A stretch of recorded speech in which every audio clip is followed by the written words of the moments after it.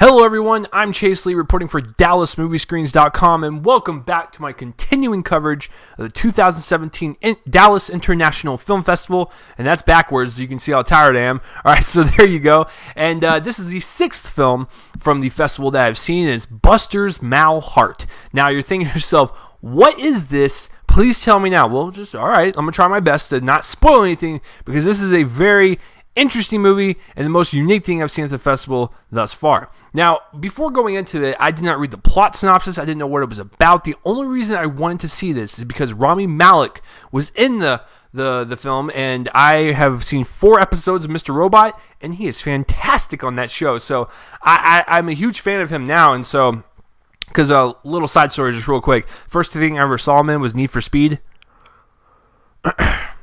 So anyways, I'm on his side now because Mr. Robot is a fantastic show and I need to finish it. But this film just proves as to why Rami Malek is one of the best up-and-coming actors. So I like Buster's Malheart overall, but it is a difficult one to explain, so you're going to have to bear with me a lot, and it definitely requires more than one viewing. That's not a bad thing, but on first viewing, there are a lot of stuff that's unanswered. I got to really kind of think about it, but I've had a full 24 hours to think about it, so I'm going to do my best to review it for you, so let's get real and break this down. So let's start with the writing and directing, because this is where the uniqueness comes in for this film. As far as the actual story and the characters themselves are very, very interesting, including the main character played by Rami Malek. There's a lot going on within this man that we don't really know about, and as the movie kind of progresses, we get to see more about his past, and we get to see kind of the demons that he's facing and whatnot, while all going with the plot of the film, which is he works at nighttime at a hotel, right? He's a concierge. And there's this guy that comes in, played by DJ Qualls, and he tells him, like, you don't want to be a slave to the system, Fight Club style, basically. And so Rami Malek's character, he works nights, and he also has a 2-year-old daughter during the day, so he has to take care of her and stuff, so he's sleep deprived. So we don't know, like, what's real and what's not. If this is a hallucination or if that's a hallucination, we do not know, and that's kind of the mystery surrounding this character, and we get to see him kind of go throughout this journey, and it was absolutely wonderful. Like, I love the characters within the film. They're very complex, very well realized, very well written, and I was just intrigued from start to finish to see where they were going to go with their story. And as far as the actual story, it was intriguing. I was hooked from start to finish. I had no idea what was going on at the beginning, but as you stay through the very end, and when the credits roll, you start to think about it and kind of piece the puzzle pieces together in your head to really kind of form this very interestingly told movie. And with the story itself, there's a lot of themes that everyone can kind of relate to. There's religious themes, there's forgiveness, there's redemption, there's sleep deprivation and hallucination, and really kind of seeing what's real and what's not. What can you grab onto versus what are you going to stick your hand through, and it's not going to be there type of deal. There's a lot of things in this that kind of work with it and do work against it just a little bit.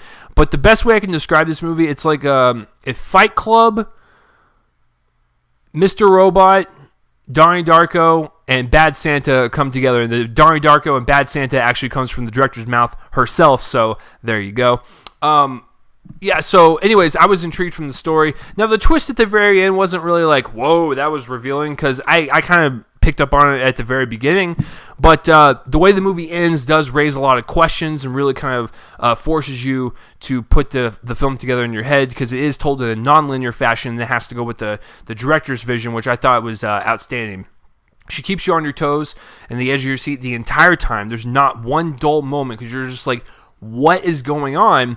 But you realize that she's kind of like a mad scientist, a mad genius type of filmmaker, because when the film is done, you're like, wow, there's a lot of different routes we can go with this. Because like I said, I don't want to give away my theories because I don't want to spoil anything.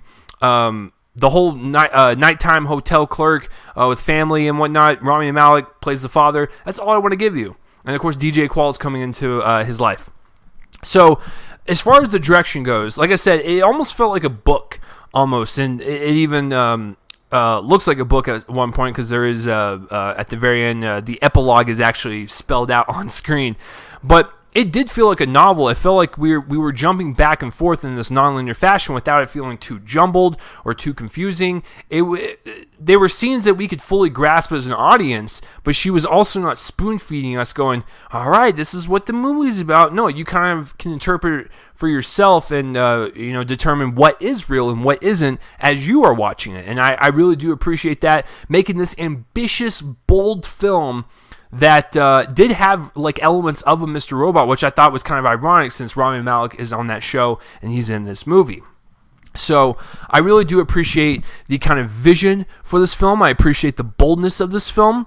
The only kind of like downfall I have with the actual like screenplay and the story and whatnot is that the director does reference being like a Donnie Darko meets Bad Santa type of movie. The Bad Santa element, yes, some of the stuff actually works in like a dark humor tone and feeling and whatnot, but then there are some scenes that go on way too long with the humor, and I realize that they're trying to be funny throughout the entire scene, but it kind of falls flat a little bit, and it kind of just drags on in a couple scenes, but it's only a few times.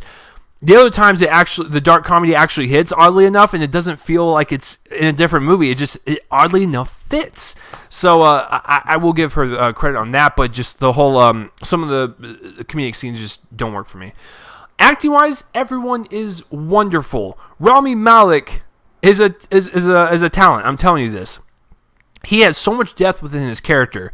He is so confused as a character. He doesn't know what is reality anymore. He doesn't know what's like an alternate reality. He is so confused with his character. He's just kind of going throughout these scenes, kind of losing his mind as he goes, and you kind of feel sorry for him because there's a couple parts in the movie where it gets really depressing, and I'm like, I really feel for his character right now. And then when he does the darkly comedic stuff, he hits it on that, and then when he gets into the exciting stuff, he hits it on that. Like, and Rami Malek, and this is not a dig at him, he actually looks like an actor that is sleep deprived, because when I see him in Mr. Robot and now this, even in Need for Speed, the guy looks like he's always tired. So it actually helps his character a lot, because he looks like this guy who's going through paranoia, and we're kind of going through paranoia as well because we don't know what is going on. So I thought Rami Malek killed it. Everyone else was really great. DJ Qualls, where's that guy been at? I'm not even joking. The last time I saw him, 2002 or 2003, whenever it came out, The New Guy. Do you guys remember that movie when they tried to push DJ Qualls as the main character in a film?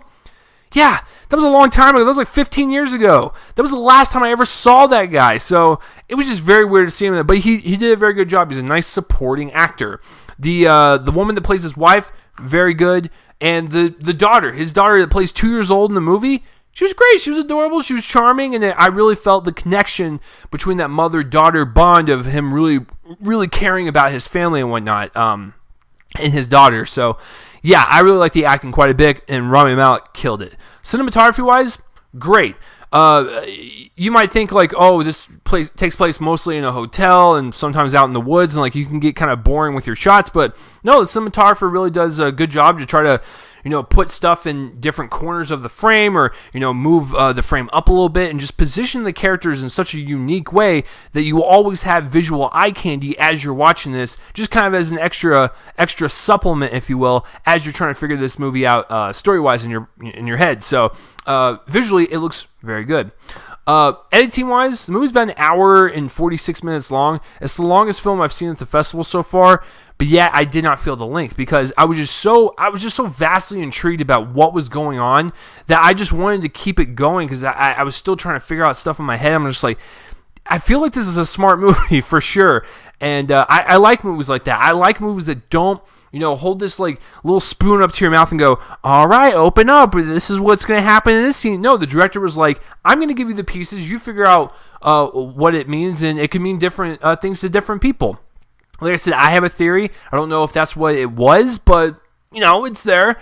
But yeah, so, and the music was really good too. It kind of had this like dreamlike type of floating feel where, like I said, you, once again, as an audience member, you don't even know whether what you're watching is real or not real. So I thought it kind of add that extra layer to that this film. But overall, guys, I like this movie a lot. I might love it, but I need to watch it again a second time. It requires more than one viewing.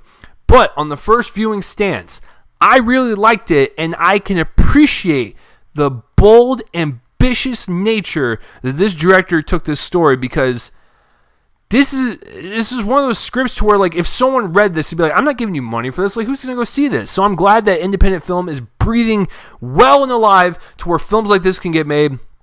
I want to watch it again, but for right now on first viewing, I'm going to give Buster's Malheart a B+. So have you guys heard of Buster's Malheart, or have you seen her or whatever? Comment in the place on my face and let me know.